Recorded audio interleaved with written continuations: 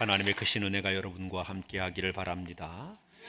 올해 우리 교회의 표어가 나는 복음이다 입니다. 우리는 우리의 삶을 통해 복음의 능력을 나타낼 수 있어야 할 것입니다.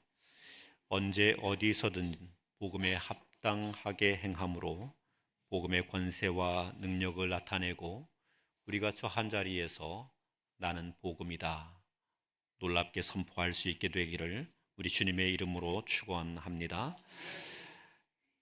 지난달에 우리는 예수 그리스도께서 삼중직을 통하여서 우리의 구원의 역사를 이루어 가신다는 말씀을 나눈 바가 있습니다.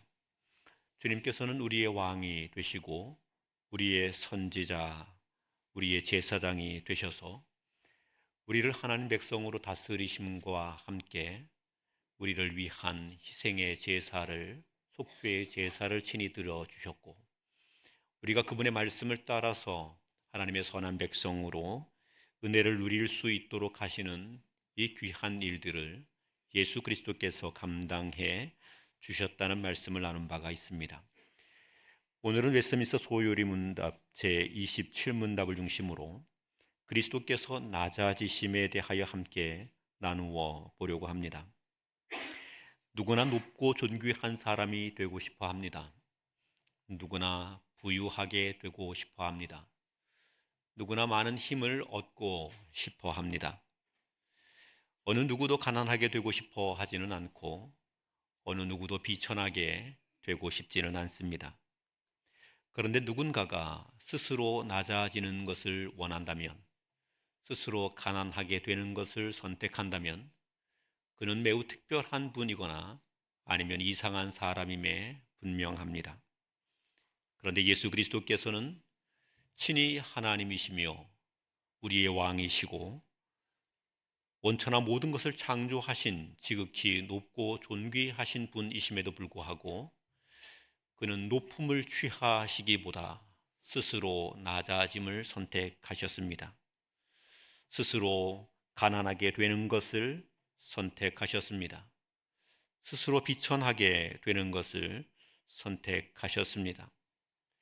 그분은 왕이시지만, 그분은 온 천하의 주인이시지만, 모든 것을 창조하신 분이시지만, 그가 지은 세상과 그가 만드신 사람들을 지배하거나 그들 위에 군림하거나 그들을 억압하려 하지 않으셨습니다. 그들 위에 스스로 높아지셔서 영광을 취하시고자 하지 않으셨습니다. 오히려 예수님은 그 높은 자리에서 자신을 낮추어 내려오셨다는 말입니다. 성경에는 예수님을 하나님 나라의 왕으로 설명하죠. 그리고 예수님이 하나님 나라의 왕으로 등극하게 되는 모습을 예루살렘 입성으로 표현해 주고 있습니다. 주님께서 예루살렘에 올라가시게 될 때에 예수님은 군마를 타고 올라가신 것도 아니고 병거를 타고 오르신 것도 아닙니다. 왕들이 타는 큰 가마를 타고 오르게 된 것이 아닙니다. 예수님께서는 어린 나귀를 타고 예루살렘으로 들어가시게 됐습니다. 어쩌면 큰 어른이 어린 나귀를 타고 성을 향하여 올라가게 되니 사람들이 비웃었을지도 모릅니다. 아니, 저 큰 사람이 왜 어린 나귀를 타고 올라가느냐? 우리가 봐도 이상한 장면들이 있습니다. 나귀에 사람이 타고 가면 되게 이상해 보입니다. 심지어는 나귀가 불쌍해 보이기도 합니다. 저 큰 사람이 왜 나귀를 타고 올라가느냐? 그 작은 말에 왜 사람이 올라타느냐? 그냥 조그만 짐이나 실어주면 감사한 줄 알지, 감지덕지지. 그런데 예수님은 그 나귀도 아니고 어린 나귀 새끼를 타고 오르셨습니다. 나귀 새끼를 타고 올라가신 그 예수님에 대하여 성경이 설명하기를 이렇게 말합니다. 그는 겸손하심으로 나귀를 타고 오르셨다고 이야기하지요.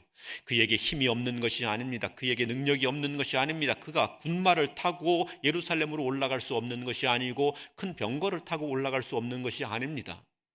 아니, 예수님께서는 하늘 군대를 동원하여서 그 영광 가운데 예루살렘으로 올라가실 수 있었습니다. 그러나 예수님은 그렇지 않으셨습니다. 그리고 사람들이 보기에 너무나 우스꽝스럽게도 어린 나귀를 타고 예루살렘으로 올라가시게 됐습니다. 사람들이 조롱이 있을 만한 것이었습니다. 비웃음이 있을 만한 것이었습니다. 그렇지만 그것을 감수하면서 그렇게 예루살렘으로 올라가시면서 내가 이스라엘 백성의 왕이다, 하나님 백성의 왕이다, 그렇게 이야기하시는 것이지요. 스스로 낮아지신 왕이라는 말씀입니다. 예루살렘으로 올라가는 길에 제자들 가운데 다툼이 있었습니다. 그리고 그 제자들은 이런 다툼을 합니다. 누가 이 예루살렘 성에 올라가면 가장 높은 사람이 될 것인가? 예수님께서 예루살렘에 올라가시면 이제 하나님 나라, 다윗의 나라를 펼치시게 될 것인데, 그 다윗의 나라를 펼치시게 될 때 그때 예수님의 좌편 우편에 앉아서 권세를 누릴 수 있는 사람이 누구인가? 그리고 예수님에게서부터 그 논공 행상의 그 상급을 받게 될 때에 1번부터 마지막 번까지 누구인가 하는 것에 대하여서 제자들 사이에 논쟁이 생겨나게 된 것입니다. 서로 내가 그래도 괜찮은 사람이다, 그렇게 주장했던 것이겠지요. 베드로는 내가 그래도 첫 제자이고 수제자이니 내가 예수님 다음에 1등이야, 그 다음은 니들이 알아서 해, 그랬을 것입니다. 요한과 야고보 같은 사람들은 우리는 예수님과 친척지간이기도 하고, 그리고 예수님에게서 처음 부름받은 사람이기도 하다, 그리고 예수님이 요한은 특별히 나를 많이 사랑하셨다, 그러니 내가 예수님의 좌우편에 있는 것은 마땅하다, 이렇게 이야기했을 것입니다. 마태 같은 사람은 이렇게 말했겠죠. 나보다 공부 많이 한 놈 있으면 나와봐, 그러면서 이야기했을 겁니다. 나처럼 공부 많이 한 사람 있으면 나와봐, 내가 공부 제일 많이 했잖아, 그러니까 내가 1번이어야지, 이렇게 말했을지도 모릅니다. 그런데 이렇게 다투고 있는 가운데 주님이 그것을 보시면서 말씀하십니다. 나의 나라, 하나님의 나라에서는 서로 높다고 우기는 사람이 높은 것이 아니고 서로 힘 있다고 주장하는 사람이 높은 것이 아니라 낮아져서 겸비하게 섬기는 사람이, 그 사람이 가장 높은 사람이다. 주님이 그렇게 이야기하십니다. 그리고 인자가 이 땅에 온 것은 누군가에게 섬김을 받으러 온 것이 아니라, 누군가 위에 군림하여 그들을 짓밟으려 온 것이 아니라 도리어 섬기려 하고 자기 목숨을 많은 사람들을 위하여 대속물로 주려고 합니다. 주님이 그렇게 말씀하셨습니다. 그리고 주님께서는 스스로 섬기는 자로 이 땅에 오셨음을 이야기하시는 거지요. 만왕의 왕이신 주님, 모든 것을 지으신 천지 만물을 창조하신 그분, 우주와 모든 것 가운데 홀로 주인 되신 그 하나님, 바로 그 하나님이신 예수님께서 낮아지셨다는 것입니다. 이 예수님의 낮아지심은 다른 이유가 있는 것이 아닙니다. 그분이 스스로 자신을 낮추어 낮아지신 것은 바로 저와 여러분 때문입니다. 저와 여러분 때문. 저와 여러분을 높여주기 위하여, 저와 여러분을 존귀케 하기 위하여, 그분이 갖고 있는 영광, 그분이 갖고 있는 지위, 그분이 갖고 있는 힘, 그분이 갖고 있는 권세를 우리에게 허락하여 주심으로 우리를 높이시기 위하여 그분은 자기의 것을 내려놓고 낮아지시게 됐다는 것입니다. 그리고 이야기합니다. 내가 너희의 왕이다. 나를 왕으로 받아들여라. 나를 왕으로 받아들여라. 사랑하는 성도 여러분, 여러분에게는 누가 왕입니까? 여러분은 누구를 왕으로 모시고 살아갑니까? 여러분의 인생이 혹시 여러분 스스로가 왕이 되어 높아가려고 하고 있지는 않습니까? 그리하다면 주님의 높여주심을 덧입을 수 없을 것입니다. 주께서 우리를 높여주시고 우리를 영광되게 하시고 우리를 존귀케 하시는데, 그분을 우리의 왕으로 모실 수 있어야만 비로소 우리가 그분의 백성으로서 그분의 높여주심을, 그분이 복되게 하심을 누릴 수 있게 될 것입니다. 그래서 우리는 우리의 삶을 살아가는 동안은 언제나 스스로 자신을 낮추신 그 예수 그리스도를 나의 주요 나의 왕이라고 고백하며 믿으며 살아가야 되는 것입니다. 사랑하는 여러분, 예수 그리스도, 우리를 위해 우리 때문에 스스로 자신을 낮추신 예수 그리스도, 그분을 우리의 왕으로 모실 수 있게 되기를 우리 주님의 이름으로 축원합니다. 왕이신 예수님께서 스스로 자신을 낮추셨습니다. 그러면서 우리를 빛나게 하셨지요. 주님의 낮아지심이 어떤 것인지 웨스트민스터 소유리 문답 제27문답은 이렇게 가르쳐 줍니다. 우리 함께 읽어보겠습니다. 그리스도의 겸비가 무엇인가? 답을 같이 읽습니다. 시작. 그리스도의 겸비는 그의 탄생하심, 현세의 삶의 여러 가지 비참함과 하나님의 진노와 십자가의 죽음을 견디심, 장사 지낸 바 되심, 잠시 동안 죽음의 권세 아래 거하신 것을 뜻한다. 여기에 그리스도의 겸비라는 이 말은 어쩌면 번역이 잘못된 것인지 모르겠습니다. 이것은 그리스도의 낮아지심이라고 번역하는 것이 훨씬 더 바람직해 보입니다. 웨스트민스터 소유리 문답에서 그리스도의 낮아지심을 크게 5가지 단계로 설명하는데, 첫째는 육체를 입으심, 둘째는 현세의 삶의 여러 가지 비참을 견디심, 셋째는 하나님의 진노와 십자가에서의 죽음을 견디심, 넷째는 장사 지낸 바 되심, 다섯째는 잠시 죽음의 권세 아래 거하심, 이렇게 설명합니다.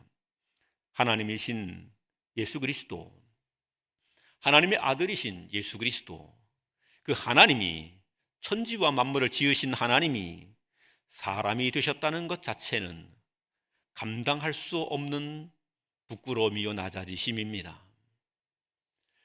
하나님이신 그분이, 그가 만든 사람이 된다는 것은 그의 낮아지심이 얼마나 깊은 것인가를 잘 보여주고 있는 것이지요. 사람이 된다는 것 자체만으로도 하나님께는 수치스러운 일일 것입니다. 사람이 된다는 것 자체만으로도 예수 그리스도께는 이보다 더 낮아질 수 없을 만큼의 낮아지심일 것입니다. 하나님이신 그분이 사람이 되셨으니까 말입니다.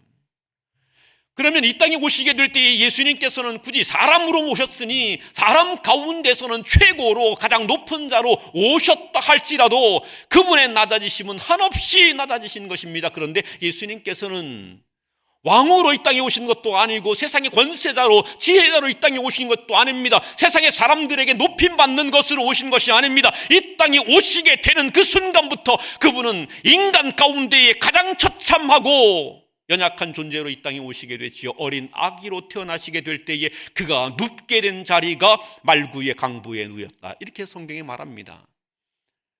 사람, 어린 아이가 눕는 편안한 요람이 아닙니다. 말구유의 강보 안에 쌓여서 누워 있게 됐습니다.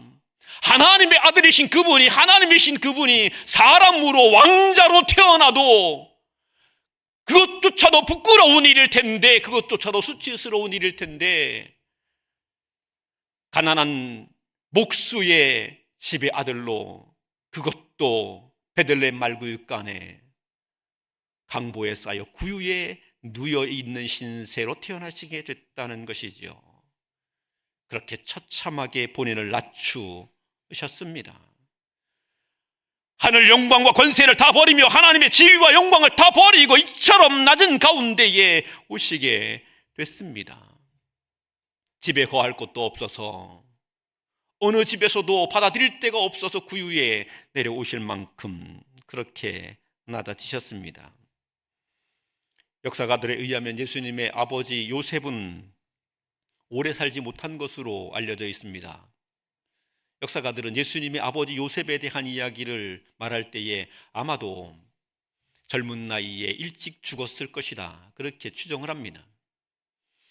그리고 예수님께서는 마치 가난한 집에 여러 형제들이 있는 가운데 장남으로서 온 가족들을 먹여 살려야 하는 이 일을 감당하셔야 하는, 마치 소년 가장처럼 그렇게 가정을 살펴야 하는 모습이었다고 설명합니다. 우리가 성경에서 요셉의 아버지, 예수님의 아버지 요셉에 대한 이야기는 예수님 출생할 때 이외에는 그분의 이야기가 없습니다. 그러니 그분이 일찍 돌아가셨다는 이야기입니다. 예수님의 어머니 마리아에 대한 이야기는 있죠. 당시에 여인들은 무슨 특별한 일을 할 수가 없었습니다. 경제적인 능력이 있을 수 없었던 것입니다. 그러니 맏아들이었던 예수님, 그분의 동생들 야고보, 유다, 기타 등등, 그들을 다 먹여 살리는 일들을 해야만 했던 거죠. 소년 가장처럼 그렇게 살아야 했습니다. 홀로 된 어머니를 여러 동생들 주렁주렁 거느리고 삶을 살아야 했던 이런 비참한 모습으로 소년 시절을 보내야만 했던 것입니다. 그분은 어떤 분이십니까? 천지와 만물을 창조하신 하나님의 아들이신 그분이 하나님과 동등하신 그분이 자신을 낮추시는데 거기까지 낮아지시게 됐습니다.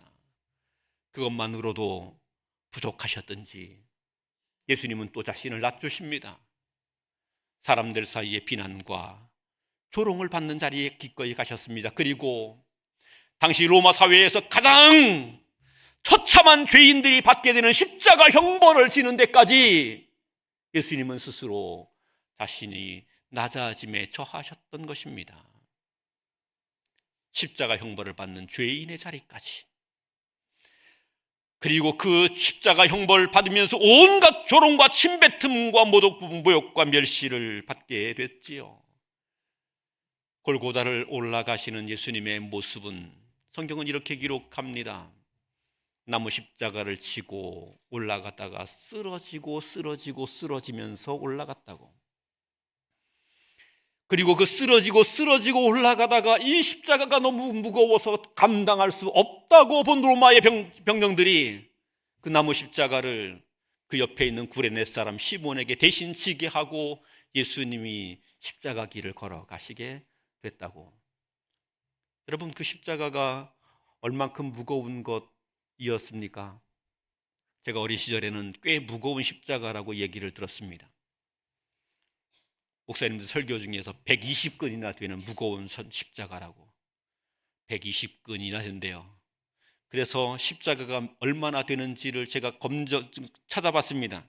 그랬더니 당시의 십자가 무게가 30kg 내지 50kg였답니다. 제가 그 이야기를 듣고 아니 뭐 그까짓 걸 그렇게 무겁다고 난리야. 30kg, 50kg 되는 거 그까짓 걸면 무겁다고 난리야. 요즘 헬스하는 사람들은 보니까 뭐 그것보다 훨씬 무거운 거 끙끙거리고 좋다, 뭐 근육이 살을 먹는다 이러면서 할렐루야 이러고 있는데, 그러고 있는데 그렇죠? 그까짓 거 50kg를 우리 오익현 목사님에게 지어주면 아마 그거들로 몇 킬로 돈 갈 겁니다. 걱정 없이 걷더니 갈 겁니다. 저한테 그 50kg 저도요 그거 기꺼이 걷더니 갑니다. 남산 꼭대기도 올라갈 수 있을 것 같습니다. 그것쯤은. 그거 얼마 되지 않습니다.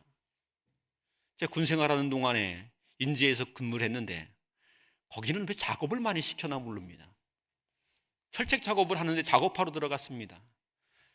시멘트 푸대를 매번 지고 가야 되는 거예요. 시멘트 푸대가 대개는 20kg입니다. 한 봉지에. 그런데 한 번 지고 갔다 오고 또 갔다 오고 얼마나 귀찮은지 한 번에 3개, 4개씩 지고 갔다 옵니다.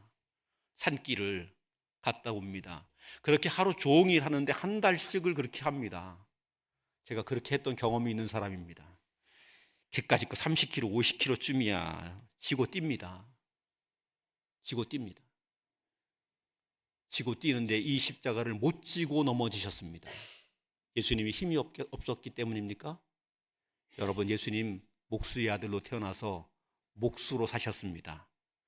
팔 힘이 장난이 아닐 겁니다. 팔 힘이 웬만큼 좋지 않아서는 목수 못합니다. 그런데 왜 50kg 정도밖에 안 되는, 최대한 해봐야 기껏해 50kg밖에 안 되는 것을 지고 가다가 쓰러질 수밖에 없었겠습니까? 그 전에 돼지게 맞아서 그렇습니다. 성경이 그렇게 말하고 있잖아요. 그 전에 매우 맞았습니다. 전갈이라는 것을 하고 있는, 전갈은 어떤 것인가 하면 채찍 가운데 끝부분에다가 쇠창살 같은 걸 걸어오는 거예요. 그걸 가지고 때렸습니다. 한번 때릴 때마다 살이 뜯겨나갑니다. 피가 흐릅니다. 온갖 조롱을 당합니다. 그렇게 매를 맞고 더 이상 서 있을 수 없을 정도로 기력이 쇠진하게 된 가운데 십자가를 지고 올라가신 겁니다. 그리고 더 이상 지고 갈 수 없으니 30kg 정도 되는 거, 50kg 정도 되는 것도 더 이상 지고 갈 수 없을 정도로 다리가 흔들리고 몸이 떨리고 쓰러질 수밖에 없는 정도로 처참하게 고통을 당하시게 된 것이지요. 그리고 십자가에 올라가셨습니다. 십자가에 매달리신 그 주님, 거기서 오래 살지 못했습니다. 반나절을 사시고 돌아가셨습니다. 누가 죽인 것이 아닙니다. 거기서 반나절을 버티시고 죽으셨습니다.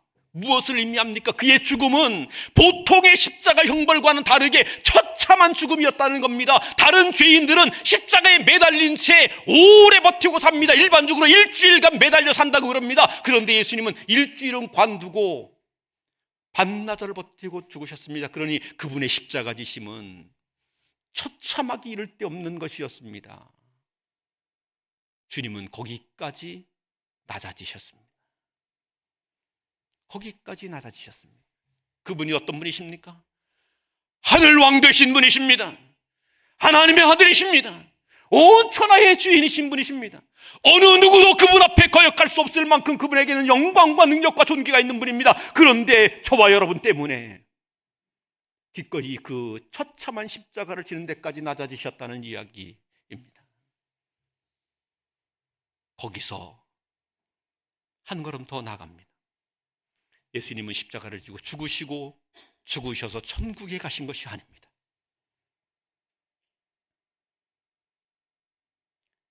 우리는 예수 믿고 죽으면 천국에 갑니다. 그런데 예수님은 십자가를 지고 죽으셨는데 천국에 간 것이 아닙니다. 그분은 십자가를 지고 죽으신 이후에 지옥으로 가셨습니다.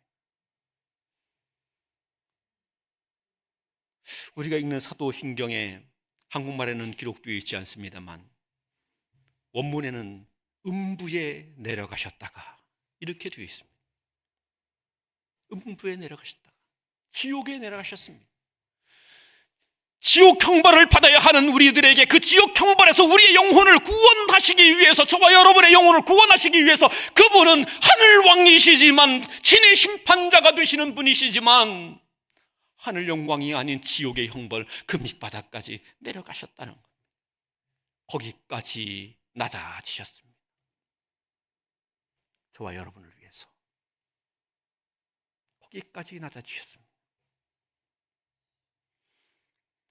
예수님이 이처럼 낮아지심이 우리를 존귀케 하기 위함이고 우리의 부끄러움을 영광되게 하기 위함이고 우리를 높이기 위함이고 우리로 하여금 풍요롭게 하기 위함이고 우리로 하여금 하나님의 아들, 딸 되는 권세를, 지위를 얻게 하시기 위함이었습니다. 자기 것을 우리에게 내어주시고 우리 것을 그분이 취하시게 된 것입니다.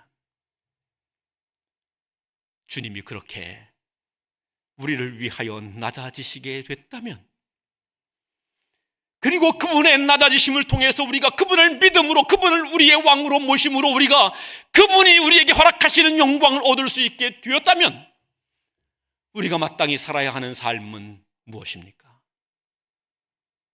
주님이 낮아지셨으니 낮아지신 주님을 짓밟으면 되는 것이겠습니까? 그분이 천하게 되었으니 그분을 조롱하면 되는 것이겠습니까? 그분이 지옥까지 떨어지게 되었으니 그분을 잊어버리면 되는 것이겠습니까? 성경이 우리에게 말씀하고 있는 것은 그렇지 않습니다. 그분이 우리를 위하여 낮아지셨다면 우리는 그분의 낮아지심 앞에 감사하며 그분이 낮아지심처럼 우리가 그분 앞에 우리를 낮추고 그분의 이름을 다시 우리가 존귀케 해야 한다는 것이지요. 우리를 위해 낮아지신 주님을 우리의 왕으로 모시게 된다는 것은 우리를 위해 스스로 낮아지신 그분을 다시 영광되게 하며 그분에게 우리가 드릴 수 있는 영광을 돌려야 하는 것이고 그분을 높이며 그분께 예배해야 하며 그분을 섬겨야 된다는 이야기가 되는 것입니다. 우리는 그분을 높이는 삶을 살아가야 합니다. 어떤 일이 있어도, 어떤 멸시가 있어도, 어떤 조롱이 있어도 우리는 그분을 향하여 우리를 낮추고 그분을 높이는 것을 주저하지 말아야 합니다. 세상에서 힘을 얻게 되고 능력을 얻게 되고 그분이 우리를 존귀케 하시니 우리가 풍요롭게 되었다고 하여 그것을 가지고 교만하고 그것을 가지고 높아지며 거들먹거리는 가운데 있어서는 안 되는 겁니다. 우리는 그분의 낮아지심 가운데 구원을 얻은 은혜의 빚진 자임을 알고 이제 우리의 삶은 그분을 높이는 자가 높이는 삶이 되어야 합니다. 요한계시록에 24장로들에 의한 이야기가 나옵니다. 하나님의 보좌를 둘러싸고 있는 24장로들이 있는데 그분들은 하나님 앞에 영광된 삶을 살았던 사람들이지요. 믿음으로 살았던 사람들이죠. 그래서 어느 누구보다도 하나님 앞에 존귀하게 된 사람들입니다. 하나님께서 그분들에게 세마포도 아름다운 옷을 입혀주시고 그분들의 머리에 영광된 면류관을 씌워주셨습니다. 이렇게 하나님 앞에 존귀하게 된 24장로들이 하나님 앞에 엎드립니다. 그리고는 그분들이 자기들에게 주어진 그 면류관을 주님의 발 앞에 벗어드리며 이렇게 말합니다. 구원하심이 우리 하나님과 어린 양에게 있도다. 내가 이렇게 영광되게 된 것이, 내가 이렇게 구원받게 된 것이, 나에게 이런 영광이 주어지게 된 것이 하나님과 어린 양에게 있도다. 나를 사랑하신 하나님에게서부터 나를 위해서 낮아지시며 십자가를 지시며 지옥까지 내려가신 그 주님으로 인하여서 나에게 이런 영광이 주어지게 되었노라고 하나님을 찬양하게 된 것이지요. 이것이 우리가 살아가야 하는 삶인 겁니다. 하나님의 은혜를 아는 사람으로, 하나님의 구원의 은혜를 받은 사람으로 우리의 삶을 살아가게 될 때에 날마다 순간마다 우리는 하나님을 영화롭게 하며 그리스도를 높이는 삶으로 살아가야 하는 겁니다. 매일매일의 삶이 주님을 높이는 삶이 되어야 하는 겁니다. 내가 영광되게 될 때마다 그때마다 내 삶은 점점 더 주님을 높이는 삶이 되어야 하는 것입니다. 이것이 우리가 살아가야 하는 삶의 내용입니다. 사랑하는 성도 여러분, 저는 우리 교회가 존귀하게 되기를 원합니다. 여러분의 삶에 하나님이 복을 허락하여 주셔서 여러분이 점점 더 높아지게 되기를 바랍니다. 그러나 그것으로 교만하게 되지 말고 그것을 가지고 하나님께 영광을 돌릴 수 있게 되기를 원합니다. 우리 주님을 높이게 되기를 원합니다. 이것이 우리가 살아가야 하는 삶이요 믿음인 겁니다. 수많은 사람들이 은혜를 받고 은혜를 망각합니다. 내게 주어진 풍요나 내게 주어진 영광이나 내게 주어진 권세가 은혜로 말미암았다는 것을 잃어버리고 살아갑니다. 그래서는 안 됩니다. 오늘 본문 말씀 8절 9절을 같이 한번 읽겠습니다. 8절 9절 같이 읽습니다. 시작. 우리 주 예수 그리스도의, 같이 읽습니다. 시작.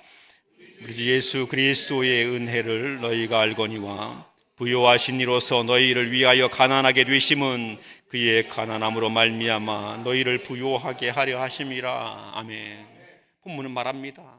예수 그리스도께서 가난하게 되셨다고. 그분은 부요하신 분이신데 그분이 가난하게 되셨다고. 왜? 우리를 부요케 하시기 위하여. 사도 바울이 이 본문을 기록하면서 이 본문에 있는 이야기는 고린도 교회 성도들을 향하여서 이렇게 이야기하는 겁니다. 너희가 지금 예루살렘에서 고통당하고 있는 수많은 우리들의 형제들이 있는데 그들을 위하여서 기꺼이 너희의 풍요로움을 가지고 나눌 수 있어야 되겠다.